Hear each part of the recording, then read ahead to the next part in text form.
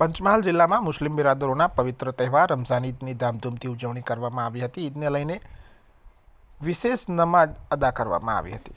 હાલોલ ખાતે ઈદગાહ અને મોહમ્મદી સ્ટ્રીટ ખાતે ઈદની વિશેષ નમાઝ અદા કરવામાં આવી હતી. ઇસ્લામ ધર્મના પવિત્ર રમઝાન માસની કઠિન રોજા સાથે અલ્લાહની ઇબાદત પણ કરવામાં આવી હતી. ગઈકાલે ઈદનો ચાંદ દેખાતા પંચમહાલ જિલ્લા સહિત ગોધરા, શહેરા, હાલોલ, કાલોલ ખાતે મુસ્લિમ બિરાદરો દ્વારા ઈદની ઉજવણી કરવામાં આવી હતી.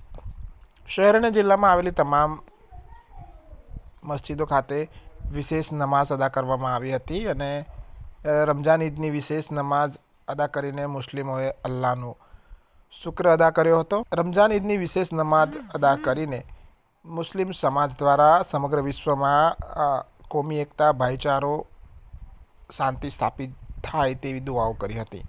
ત્યારે હાલોલ ખાતે મુસ્લિમ બિરાદરો દ્વારા પોલીસ સ્ટાફનું ફૂલહારથી સ્વાગત કરવામાં આવ્યું હતું અને કાયદો અને વ્યવસ્થા જળવાય તે માટે પણ પંચમહાલ પોલીસ દ્વારા ચુસ્ત બંદોબસ્ત રાખવામાં આવ્યો હતો. નમસ્કાર.